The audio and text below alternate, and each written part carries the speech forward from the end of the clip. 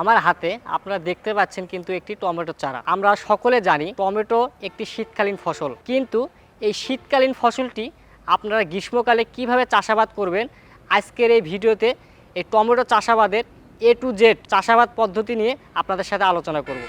আশা করি ভিডিওটি না টেনে শেষ পর্যন্ত দেখবেন এবং যারা আমাদের ইউটিউব চ্যানেলটি এখনও সাবস্ক্রাইব করেননি অবশ্যই সাবস্ক্রাইব করে রাখবেন। আমরা সকলে জানি যে টমেটো একটি শীতকালীন ফসল। এই শীতকালীন ফসল টমেটো কিন্তু এখন আমাদের দেশে গ্রীষ্মকালে বাণিজ্যিকভাবে চাষাবাদ হচ্ছে। আমরা যারা এই সময়ে এই গ্রীষ্মকালীন গ্রাফটিং টমেটো চাষাবাদ করতে চাচ্ছি, সঠিক পদ্ধতিগুলো ধারণাগুলো না থাকার কারণে কিন্তু এই টমেটো চাষাবাদে গিয়ে আমরা বারবার লস করতেছি অথবা চাষাবাদ করার সাহস পাচ্ছি না। আপনারা যারা এই সময়ে এই গ্রীষ্মকালীন টমেটো চাষাবাদ করতে চাচ্ছেন তাদের জন্য প্রথমেই জমি নির্বাচন করতে হবে।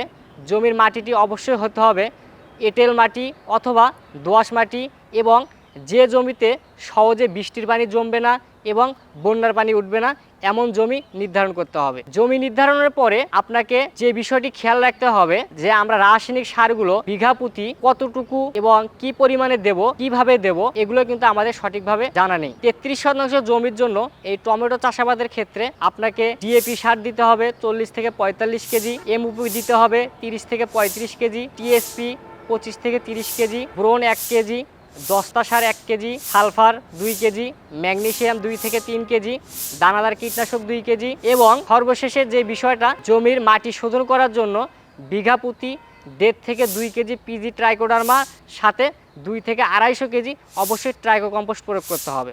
মনে রাখবেন রাসায়নিক সার প্রয়োগের 2 থেকে 3 দিন আগে এই পিজি ট্রাইকোডার্মা এবং ট্রাইকো কম্পোস্ট আপনাকে আগে জমিতে প্রয়োগ করতে হবে। জমিতে সার প্রয়োগ করার পরে আপনাকে অবশ্যই 2 থেকে 3টা আড়াআড়ি জমি চাষ দিয়ে নিয়ে তারপর কিন্তু আপনাকে বেড করতে হবে। আমরা যখন বেড করি, বেড করার ক্ষেত্রে কিন্তু আমরা ভুলে যাই। জমিতে যখন আমরা বেড করব, বেড করার আগে আমাদেরকে অবশ্যই খেয়াল রাখতে হবে এই গ্রীষ্মকালীন গ্রাফটিং টমেটো চাষাবাদের ক্ষেত্রে কিন্তু মালচিং পেপার ছাড়া চাষাবাদ করা সম্ভব না। কোন ধরনের মালচিং পেপার সিলেকশন করব? এই টমেটো চাষাবাদের ক্ষেত্রে আপনাদেরকে অবশ্যই 4 ফিট প্রস্থের মালচিং পেপার ব্যবহার করতে হবে, কারণ 4 ফিট প্রস্থের মালচিং পেপার ব্যবহার করে আপনারা কিন্তু 2 সারি করে এই গাছগুলো রোপণ করতে পারবেন। এবং যখন আপনারা মূল জমিতে চারা রোপণ করবেন, চারা থেকে চারার দূরত্ব দিবেন অবশ্যই 18 থেকে 20 ইঞ্চি, এবং সারি থেকে সারির দূরত্ব হবে 30 থেকে 35 ইঞ্চি। এইভাবে যদি আপনারা এই গ্রাফটিং টমেটোগুলো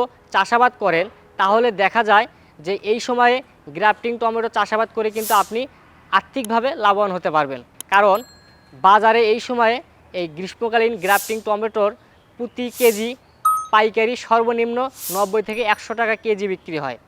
এজন্য আপনারা এই সময়ে যারা এই গ্রীষ্মকালীন গ্রাফটিং টমেটো চাষাবাদ করার কথা ভাবছেন, আপনারা কিন্তু চাইলে এর পাশাপাশি আরও বিস্তারিত পরামর্শ গ্রহণের জন্য আমাদের দেওয়া স্ক্রিনের নাম্বারে যোগাযোগ করতে পারেন।